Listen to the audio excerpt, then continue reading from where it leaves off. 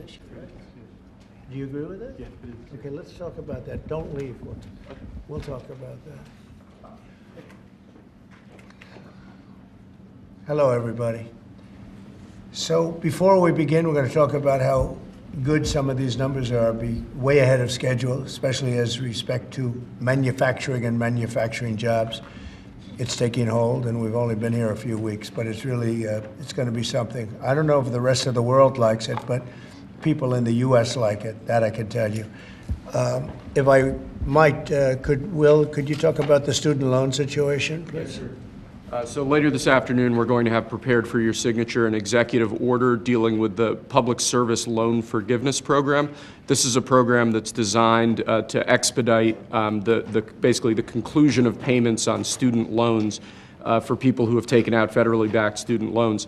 The problem, though, is that a lot of these people work for NGO organizations, for nonprofit organizations that engage in illegal or what we would consider to be improper activities, supporting, for example, illegal immigration or foreign terrorist organizations or otherwise law-breaking activities. So this executive order will direct your Department of Education and Department of the Treasury to basically bring about modifications to the Public Service Loan Forgiveness Program in order to ensure that people who are engaged in these sorts of activities can't benefit from a program that's really not intended to support those sorts of things. And what are the consequences if they are not good? The consequences would be that they wouldn't get forgiveness of their student loans as they would be eligible for if they were working for the government or a normal nonprofit that's not violating the law. All right. Any questions on that? Anybody have any questions? So we'll talk about the manufacturing turnaround, and it's been very early, but it's pretty significant. The numbers were much better, as you know, than projected by the media, and a little surprising, actually, how strong, how fast, because we have many companies are moving into our country. As you probably know, it's a statistic that everyone talks about, but nobody seems to have done much about. Since the beginning of NAFTA, there's been 90,000 plants and factories closed in this country. Think of that. 90,000 plants and factories have been closed in this country. Many of them have been car manufacturing plants. And that's a terrible statistic, and we'll be turning that around. You're going to see it already. We already have numerous that are being built or starting to be built, and numerous that were being built in other countries, and they stopped, and they're coming here now because of the tariffs. And that's a big deal. That's what you want to hear.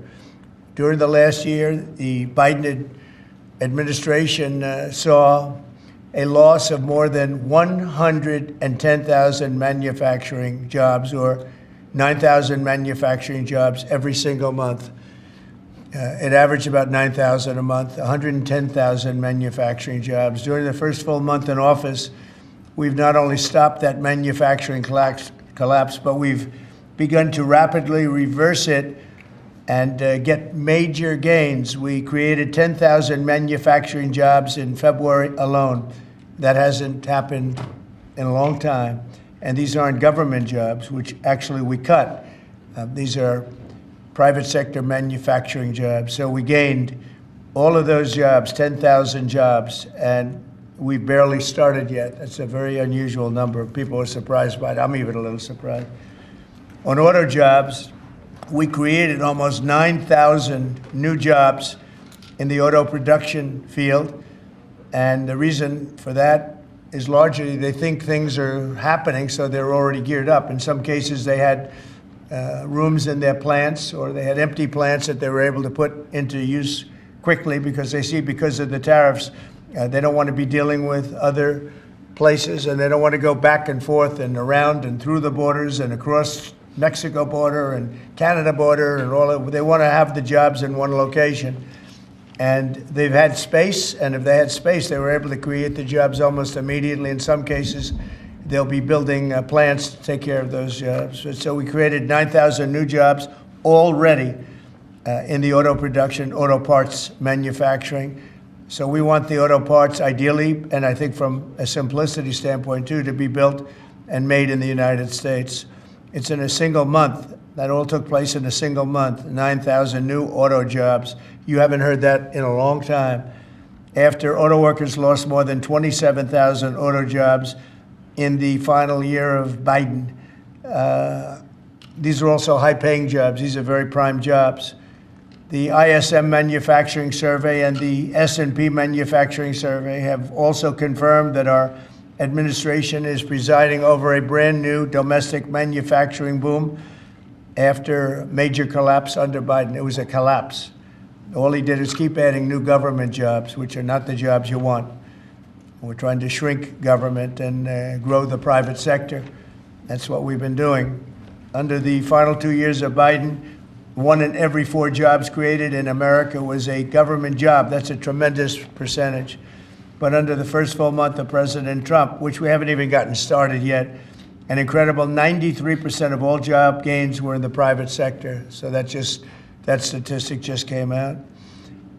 Big gains for native-born Americans. For the first time in 15 months, the job gains for native-born Americans, for American people born in America, exceeded job gains for migrant and foreign-born workers. This is the first time that's happened in more than 15 months. Employment for native-born workers went up by 284,000, while foreign-born workers went down by 87,000. Now, you've heard the same stat where foreign workers were taking up all the jobs or almost all the jobs. In some cases, literally all of the jobs. And now it's 284,000 native-born jobs here, people born in our country, 284,000, while foreign-born workers went down by 87,000. First time that's happened in a long time.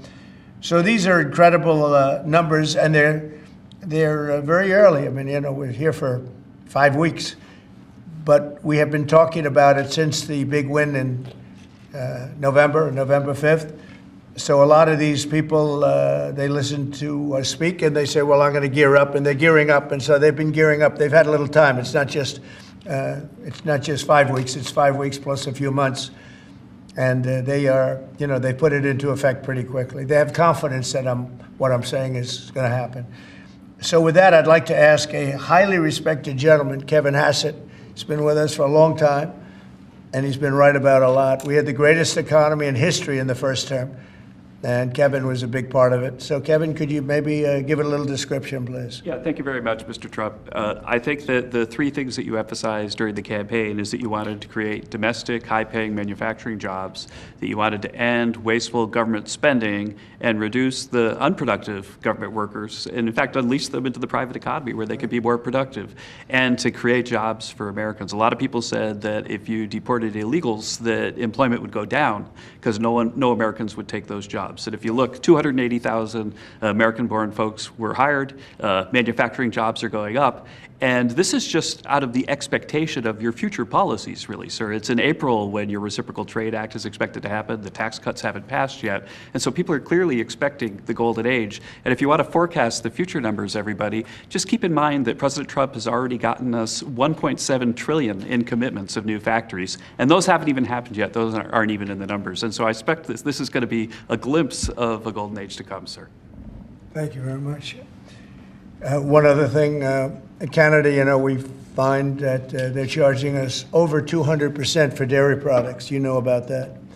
And when I left, we had that well taken care of, but under Biden, they just kept raising it. Very difficult to deal with the Canadian representatives. 250% for dairy products, tariff.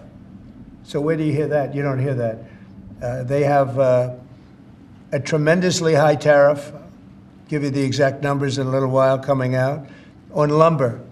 So they sell us lumber. They have a tremendous tariff. They make it impossible for us to sell lumber or dairy products into Canada, but our numbers are a tiny fraction of that, almost non-existent. And what we're doing is freeing up our forests from the environmental nonsense that they put on them, where you can't cut down a tree. And we have to cut down trees in order to build the firewalls. And those trees are sold, but we're freeing it up on an emergency basis because Canada has been ripping us off for years on tariffs for lumber and for dairy products. 250%, nobody ever talks about that. 250% tariff, which is taking advantage of our farmers, so that's not going to happen anymore. They'll be met with the exact same tariff unless they drop it, and that's what reciprocal means. And we may do it as early as today, or we'll wait till Monday or Tuesday, but that's what we're going to do. We're going to charge the same thing. It's not fair, never has been fair, and they've treated our farmers badly. Look, our country's been ripped off by everybody, and that stops now. I had it stopped in my first term, and we're going to really stop it now, because this has been very unfair. Our country, from an economic standpoint and financial standpoint and a trade standpoint, has been absolutely ripped off by almost every country in the world. Canada, Mexico, and then you just go right down the line. India charges us massive tariffs, massive. You can't even sell anything into India. It's almost restrictive. It is restrictive. We do very little business inside. They've agreed, by the way, they want to cut their tariffs way down now, because somebody's finally exposing them for what they've done. And same thing with China, same thing with a lot of other countries. And the EU has been a terrible abuser of this country. I mean, the EU was formulated in order to take advantage of the United States, and they have taken it, but they're not taking advantage when I'm in charge. So sometimes you'll hear some negative things. It's always from outside countries. America will be very strong. And, if I'm a foreign country, they're going to do fine. But they can't do like they used to do, because we're going to bring back our business into this country. We need it from a job standpoint. We need it from even just a psychological standpoint. Think of it, 90,000 factories are gone since the beginning of NAFTA. So we're not going to have that, and we're going to see them build it back. Now, we've already had 5 major automobile companies. First time you've heard this in a long time, since my first term, actually, where we were really rocking and rolling, and then Biden came in and he stopped everything, like such a stupid thing to do, not even a believable thing. But we have many auto plants now coming in. We have big chip plants. We have the biggest chip company in the world, most powerful, probably one of the most powerful companies in the world. Wouldn't you say, Kevin? And he's coming in, and they're building one of the largest chip plants in the world. That'll be done in Arizona, mostly in Arizona. And that'll give us a big percentage. At one plant will give us a big percentage of the chip market, something we have very little of. We used to have Intel, and Intel was run by a man named Andy Grove. And Andy Grove was a tough, smart guy. I used to read about him when I was a young man, and he did an incredible job. He really dominated the chip business. And then he died, and I guess they had a series of people that didn't know what the hell they were doing, and we gradually lost the chip business, and now it's almost exclusively in Taiwan. They stole it from us. They took it from us, and I don't blame them. I give them credit. I blame the people that were sitting in this seat because they allowed it to happen. We could have protected that so easily. But so we had the chip business, and now it's all in Taiwan, almost exclusive, a little bit in South Korea, but mostly in Taiwan. And it's very important. Everything you do, everything you touch is now about chips. The brake of a car, cars have chips all over the place. I was reading an article the other day where they talk about the brakes of a car are loaded up with chips. Who would think that a brake has a chip in it? But it's all about chips. So that was a big thing. And they'll be investing hundreds of billions of dollars in this country, and we'll be taking back a big, big portion of that industry. We have others coming in too. But a lot of car manufacturers are coming in, and they're coming in fast. And one of the reasons you see these numbers, and again, Kevin said it, and I said it a little bit, but the fact that they know I won the election, so after I was president-elect, they assumed that I was going to do what I said, because I do what I say. And so these numbers really reflect a lot of things that took place since November 5th, right? So, Kevin, thank you very much. Great job. Any questions? Mr. President, how concerned are you that the large-scale federal government layoffs will weaken the labor market? How concerned are you? The large-scale fentanyl what? The federal government layoffs will impact the labor market, will weaken the labor market. Oh. No, I think the labor market's going to be fantastic, but it's going to have high-paying manufacturing jobs as opposed to government jobs. We had too many people in government. You can't just do that.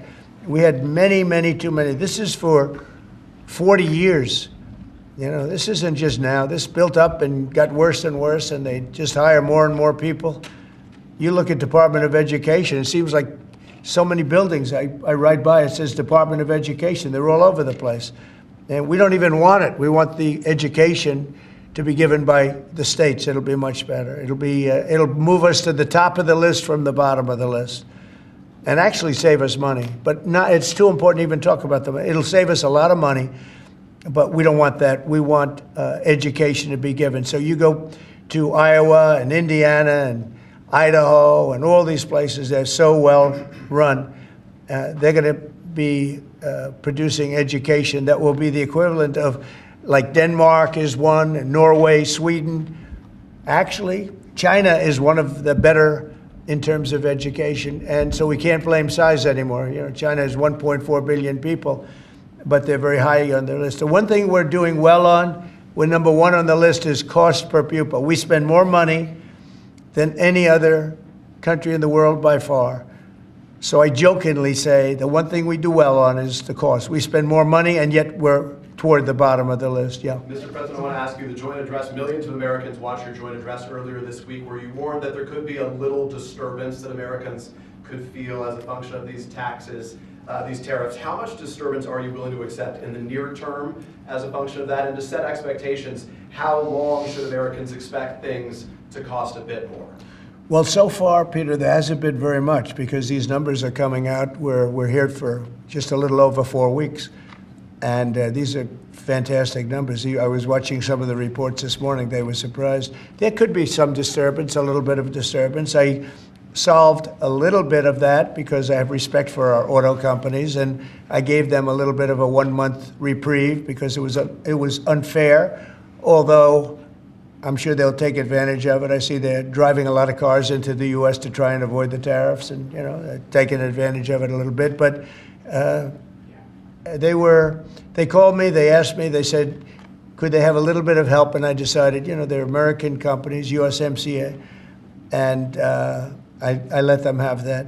But this really kicks in, the reciprocals, kicks in on, let's see, I guess the 2nd. And I wanted it to be the 1st so badly. I just didn't want to be on April Fool's Day. So I made it the 2nd. That's going to cost a lot of money. That one day is going to cost a lot of money, but that's okay. But I don't see it. I don't see anything. I see good reports. I think we're going to have good numbers from the beginning. Now, globalists won't love this because this brings jobs back to America. So if they're coming back to America, maybe you'll lose some in other parts of the world. But the other parts of the world have done very well, and they'll continue to do very well. But I think the United States is going to be doing record business. We'll bring a lot of those 90,000 factories that have been lost over the last number of years. It's been, it's hard to believe. 90,000, think of what 90,000 is. 90,000 plants and factories are gone. We're going to bring back many of those plants and factories. One day the tariffs are on, the next day they're off. Right now the markets, as you know well, prefer stability. Are you done going forward with the pauses and the carve-outs? Is that it for those? There'll always be changes and adjustments, and you can't just. I could have, for instance, told the American car companies, "No, I'm not going to give you anything," and then you wouldn't have had to say, "Well, they're getting a little extra." It's just a little bit of a 1-month reprieve. They're very happy about what's happening. They won't have to go across borders, and you see the zigzagging. You have a fender made in Canada, you have something else made in Mexico. We don't want that. We want it made here. But there'll always be some modifications. I mean, if you have a wall in front of you, sometimes you have to go around the wall instead of through it. But I think very little. I think very little. On occasion, if we can do something, we want to help companies. We want to help companies create jobs. So I could have left that, and you wouldn't have had a minor change. Instead, I was asked by the real majors, the big majors, if they could do this. And I said, yeah, I'll do it. I want you to produce a lot of jobs. And numerous of the people, actually all of the people I spoke to have already been, they're very much on the way to already doing it. That's why you have auto jobs increase. And the man, I don't know him, Sean Fain, I don't know him, and I did great, as you know, with the auto workers, with the Teamsters, with unions. I did fantastically well, best numbers ever by a Republican. And I have a lot of respect for those people. But Sean Fain, who I don't know, but wasn't a supporter, although the auto workers were big supporters. I watched him last night, and he said Donald Trump is absolutely right on tariffs. He said what he's doing on tariffs is an incredible thing, and it's about time somebody had the guts to do it, because we're going to save auto manufacturing. And I said to people when I was campaigning, you're going to have so many auto jobs, you're not going to believe what's going to happen. We're going to load up Michigan. I won the state of Michigan, as you know. And part of the reason I won it was I got a lot of auto workers that voted for me, Detroit, et cetera. But I think people are going to be very surprised. Yes? Thank you, Mr. President. You mentioned in your remarks chips manufacturing, how a significant percentage is now in Taiwan. You also mentioned it in your address to Congress, and you called on Congress to overturn the CHIPS Act, which had bipartisan support in the last Congress. Why would you like to see this particular law overturned, Mr. President? Because it's hundreds of billions of dollars, and it's just a waste of money. Now, some people have already taken the money and used it. Actually, it's very hard to qualify, because they go by race, they go by gender, they go by all sorts of things. Nobody's ever seen anything like it. You won't be able to find those people. So I don't even think anybody can qualify. They have so many different categories in order to qualify. You have to have so many of a certain race, a certain gender, a certain this, a certain, and I don't think they can qualify, but if they take the money, they better qualify, because they'll be watching them. But it's a tremendous waste of money. I didn't give the greatest chip company in the world, one of the greatest companies, I didn't give them 10 cents. They came here because of tariffs, because they didn't want to pay the tariffs. And they also came here because they like the results of the election, because they know that I'm very pro-business and pro-jobs. I mean, I'm pro-business, not for business sake. I'm pro-business because of jobs, because business is producing the jobs. Okay? President of Russia, if I may, President Putin is bombing Ukraine. Yeah. Do you still believe him when he tells you that he wants peace? Yeah, no, I believe him. I believe him. I think we're doing very well with Russia. But right now they're bombing the hell out of Ukraine, and I'm finding it more difficult, frankly, to deal with Ukraine. And they don't have the cards. They don't have the cards. As you know, we're meeting in Saudi Arabia on sometime next week, early. And we're talking, I find that in terms of getting a final settlement, it may be easier dealing with Russia, which is surprising because they have all the cards. I mean, they're bombing the hell out of them right now. And I put a statement in, a very strong statement. Can't do that. Can't do that. Mr. President. We're trying to help them. And Ukraine has to get on the ball and get a job done. Michael, could you come up here? I see Michael back there. Good. I'm glad. He's traveling all over the world. I just saw him come in the door. Could you give a little definition of what's going on, please? Sure. Well, the president has been crystal clear, and he's been clear to all sides. The fighting has to stop. Both sides need to get to the table. We had a good engagement. Both leaders have said only President Trump could do so, and only he has been able to do so. We had an initial engagement with the Russians. The Ukrainians had a great opportunity to bind our economies together through that mineral deal. Unfortunately, that didn't go so well, but we think we're going to get things back on track. Secretary Rubio, myself, and Ukrainian delegation will be meeting in Saudi Arabia next week to get these talks back on track, get the ceasefire in place, and drive peace home under President Trump's leadership.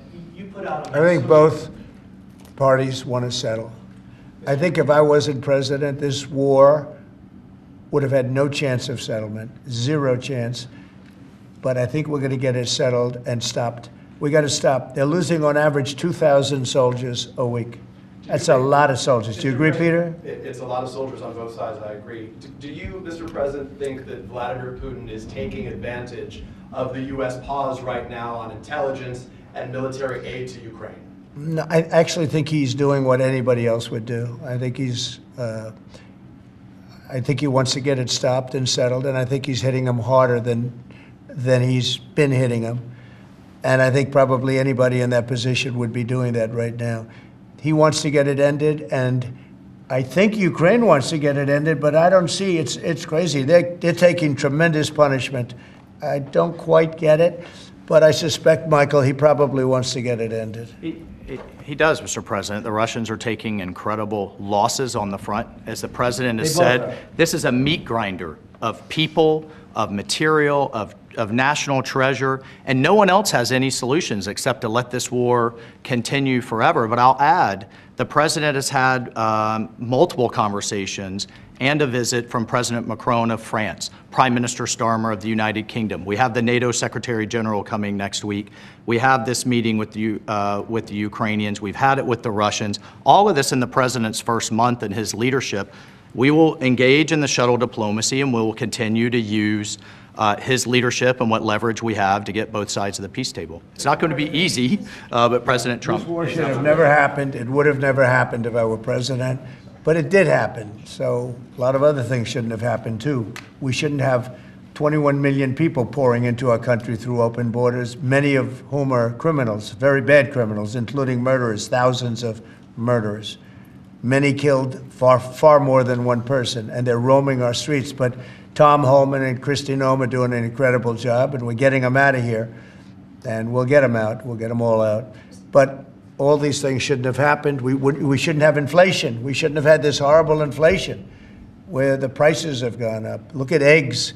So we're doing a good job. We're doing a good job. President, in regards to the pause on military assistance to Ukraine, you put out on your social media post today that Russia is pounding Ukraine. That's right. Why not provide Ukraine with air defenses? And what happens, Mr. President, when Ukraine runs out of... Well, because good question. Because I have to know that they want to settle. I don't know that they want to settle. If they don't want to settle, we're out of there because we want them to settle. And I'm doing it to stop death, more important than anything else. Secondarily, way down the line is the money. So we're in for $350 billion, and Europe is in for $100 billion. They should be in for the same or more than us. And, you know, I watched over the last week or so what's going on in Europe. This thing could end up in World War III if we don't get it settled. This could really end up in a World War III. We got to get it settled. So on Iran, how confident are you that the Iranians will negotiate with you? And is Israel on board with this outrage? Yeah, I saw the hostages the other day. They came in, people that were not young, some young and some older, much older. And they gave, it was hard for them to do it, actually. They gave statements as to what happened. I was asking, what happened? How was it? I said, did you see anybody in there that was kind, like out of the hundreds of people that you were seeing, Hamas? Did some of them wink at you and say, don't worry, you're going to be okay, or give you a piece of bread, or no? I said, were there any people that were, like, kind? I was shocked. The answer was nobody. There was nobody. Just the opposite. They'd be slapped and punched. One man broke his ribs. He couldn't breathe for a month. It was brutal.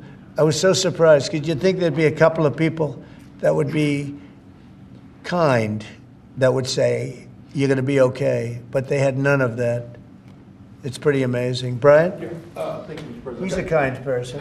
Well, according to... Although not to Zelensky, he wasn't. Well, you know what, that's another But to Trump, he's conversation. been good. Yeah. Go ahead, Brian. Nice tie, by the way. Look, we coordinated. Like yours too. Two questions. One on peace. Why don't you think any other European countries are offering a peace deal? It seems like no one's come to the table for peace except for you.